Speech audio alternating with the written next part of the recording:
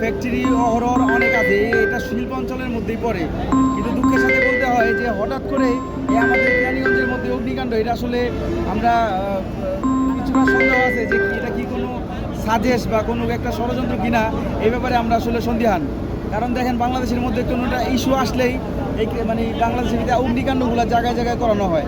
তো এইখানে এই যে মার্কেট, এই মার্কেটের মধ্যে হাজার হাজার মার্কেট ব্যবসায়ীরা এখানে বিভিন্ন পণ্য মজুত করে রাখে।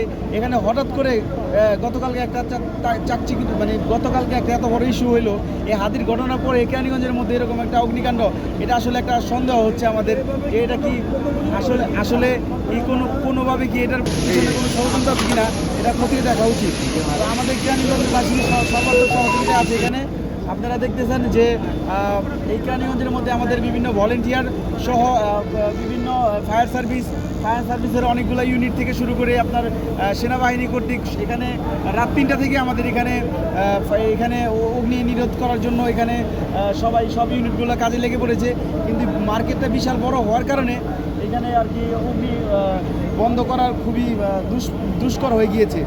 তো এই মতো অবস্থায় আমি বলতে চাই, দেখেন কেরানীগঞ্জের ভিতরে এইরকম এত বড় অগ্নিকাণ্ড আগে লাস্ট আমরা অনেক আগে আরও 2-4 বছর আগের ঘটনায় এই আলম মার্কেটের দিকে আগুন লেগেছিল। এটি হচ্ছে দ্বিতীয় সর্বোচ্চ ভয়াবহ একটা অগ্নিকাণ্ড। বিশাল বড় মার্কেট এরিয়াতে গুদাম পণ্যের মধ্যে এই গুদামজাত ইয়ের মধ্যে হচ্ছে আগুনটা লাগানো হয়েছে। বা কীভাবে লেগেছে আমরা এখনও জানি না, কিন্তু আপাত দৃষ্টিতে মনে হচ্ছে এর পিছনে কোনো গভীর ষড়যন্ত্র আছে। তো এখানে আমাদের কেরানীগঞ্জের সকল ভলেন্টিয়াররা এখানে এসেছে। আমাদের গণ অধিকার পরিষদের এনসিপির বিভিন্ন ভলেন্টিয়াররা রুটি কলা এবং বিভিন্ন মানুষকে রাত 3টা থেকে যেহেতু এখানে কাজে নেমেছে, অনেক টায়ার্ড। তো আমরা খাবার দাবার এখানে সরবরাহ করেছি, পানি মাস্ক সহ বিভিন্ন ধরনের সেবা আমরা এখানে দিচ্ছি। এবং আমাদের ফায়ার সার্ভিসের সহযোদ্ধা ভাইদেরকে আমরা সার্বিক সহযোগিতা প্রদান করে যাচ্ছি।